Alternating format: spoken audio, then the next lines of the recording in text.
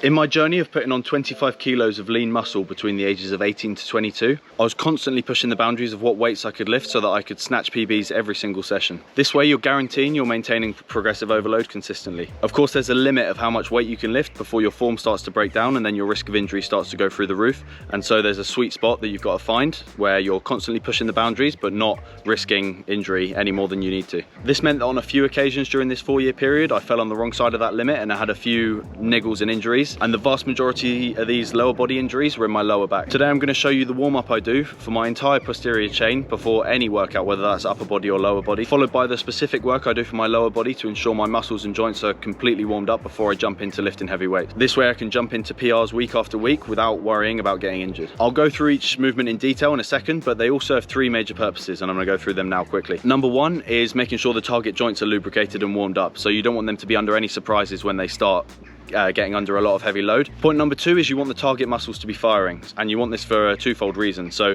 one of them is get them working under a little bit of stimulus so that they're ready to go once you increase the weight.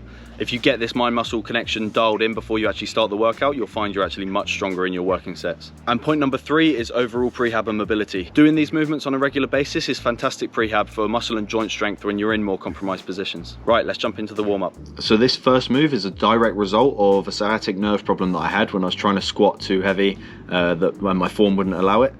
So the move is essentially putting your legs over behind your head, completely stretching out the nerve that runs between your hamstrings and your back. This is going to completely decompress your spine, allow that spinal fluid to run in between the discs, and yeah, like I said, decompress. So when you're sat up all day and when you're standing up all day, your spine's under tension. This is one of the few times in the day where you can completely decompress it and get it moving in a way it doesn't normally. And then I'm just wiggling my legs up and down, and that's called neural flossing. So just flossing that nerve is something that I do out of good practice now so that I never run into that kind of issue again. Then I move on to sort of a elbow over the knee side twist. I do this to click my back because it feels absolutely fantastic, and otherwise it just makes me feel a bit more secure because I'm loading my back then laterally rather than completely linearly.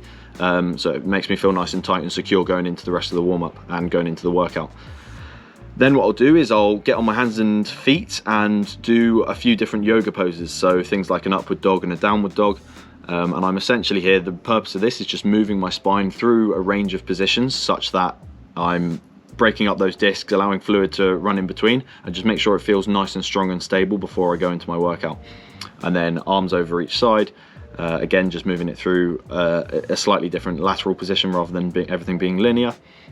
Then going into a plank, so contracting my core here, and just more of the same really. So once I'm happy with that and I think my spine's nice and warmed up and under control, and my core as well, then I'll jump into the leg stuff. So starting with a deep squat, I'll get nice and low, heels on the ground, getting my bum as close to my heels as possible, opening up the hamstrings, opening up the adductors in the hips, opening up the glutes a little bit as well. Then I'll drop into some reverse lunges. So this is the first time I'm actually going to start lubricating the knee. So like I mentioned earlier, we want to get all the joints lubricated as well as the muscles firing. So I'm going to be lubricating the knee by just doing some reverse lunges and starting to get the glutes and the quads working. And that's all muscle activation, getting them fired up and ready to go. Then I'll jump into a Romanian deadlift. So this is just a single leg, no weight, RDL, getting a nice stretch through the hamstring, stretching it out, contracting it, and then yeah, just starting to feel that contraction, starting to feel the blood flood to the area. And then I'll move on to a double leg RDL and really squeeze at the top. So then I'm starting to get my glutes more involved as well. So I'll bend over, extend the hamstring, and then squeeze at the top. So you're getting a nice contraction out of the hamstring and the glutes at the same time. Then I'll drop into a squat again, and I'll start to do some half squats, messing around with foot placement a little bit, just making sure I feel nice and comfortable, doing some half squats to just flood the quads with blood, make sure they're nice and warmed up and ready to go. And then a shout out to knees over toes guy. I've literally just started incorporating this into my warm-ups as a result of seeing his stuff. And this is essentially just for knee strength as well as opening up the hips as well. So I'm trying to get my front knee over my toes here and get my glutes as close to my heel of my front foot as possible. So it's like an arse to grass split squat, it's referred to as. And this is just for knee strengthening while I'm on my marathon prep, but it's quite a nice practice and it's a really functional movement to be able to do as well. So then I'll just jump into some hamstring curls. So no weight here, just feeling the hamstring contracting in a different way obviously to the RDL. Go and check out my leg biomechanics video if you've not seen that yet. I'll link that somewhere. Then we're essentially done. So all I'll do is some kicks, some swinging the legs forwards and backwards, get the hips nice and mobile, and then I'll do some, I didn't film this, but do some side raises as well, get my hip abductors warmed up as well. So I'll do that against the wall and then just swinging my legs sideways as opposed to forwards and backwards. Dropping down into a prone position one last time. This really opens up the sort of the back of the hamstrings and the glute, and then we're done. That's me ready for a heavy leg day. So after doing this, I have full confidence in my body that I can jump in, load up a bar with 60 kilos, do 3 or 4 reps, load it up to 100, 3 or 4 reps, and then I can go straight into my working set. So at the moment that would be 140, 150 kilos, and have that peace of mind and security that I know that my entire lower body is warmed up and firing, and I'm not going to risk any injuries because my form's completely dialed in.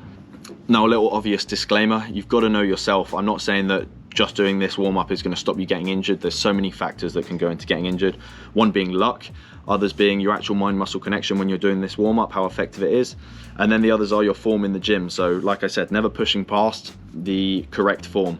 If you feel your form start to go, the weight's too heavy. You need to stop it there and get stronger at that weight. And that's me done. So please like the video if you found it useful, just as a reference for myself if nothing else, and subscribe as well if you want to, because we're only just getting started. Within the next week as well, I'm going to be uploading a upper body mobility routine as well, so you can go straight onto to having a look at that. Cheers guys, see you next time.